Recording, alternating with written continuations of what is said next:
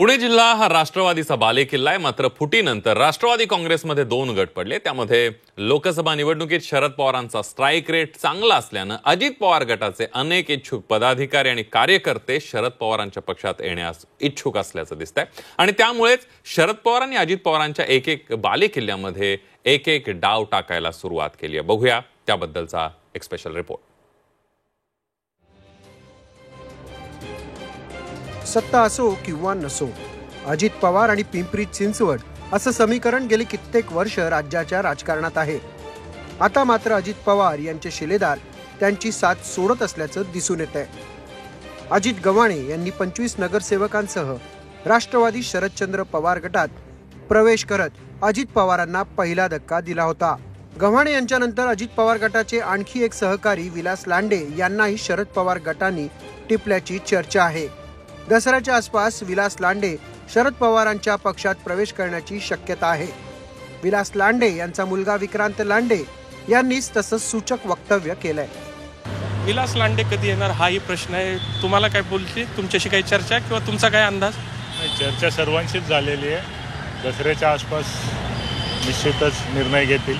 भोसरी पाठोपाठ चिंचवडमधून सुद्धा अजित पवार यांच्या कार्यकर्त्यांमध्ये नाराजी दिसून येते। भाऊसाहेब भोईर निवडणुकीच्या रिंगणात उतरण्यावर ठाम आहेत। गेली 15 वर्ष माझ्यावर अन्याय झाल्याचा दावा त्यांनी केलाय। 2 ऑक्टोबरच्या निर्धार मेळाव्यातून भोईर भूमिका स्पष्ट करणार आहेत। आणि अजितदादांना देखील माझे कार्यकर्ता म्हणून त्यांच्या संगतीतच त्यांच्याच आशीर्वादानं सुरुवात निश्चित झालेली असल्यानं माझ्यावर किती अन्याय झालेला आहे हे त्यांना ज्ञात आहे। गेली 15 वर्ष मी वाट पाहतोय की मला आमदारकीच्या माध्यमातून कुणीतरी न्याय देईल। पिंपरी चिंचवड प्रमाणेच दौंडमध्येही माजी आमदार रमेश थोरात सुद्धा आता लवकरच तुतारी हाती घेणार असल्याचं त्यांनीच स्पष्ट केलंय।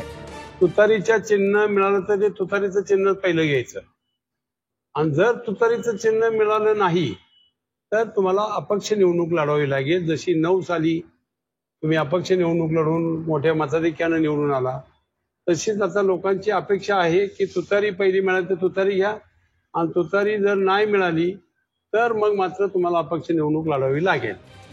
विधानसभा निवडणुकीच्या तोंडावर अजित पवार रॅलीद्वारे महाराष्ट्र पिंजून काढत आहेत। मात्र त्यांच्याच बालेकिल्ल्यातले अनेक मोहरे त्यांना सोडून शरद पवारांच्या पक्षात जाताना दिसून येत आहेत। त्यामुळे अजित पवारांचे मोहरे काकांनी म्हणजेच शरद पवारांनी टिपल्याची चर्चा आहे। दौंडहून जावेद मुलानीसह कैलास पुरी, पिंपरी चिंचवड, झी 24 तास।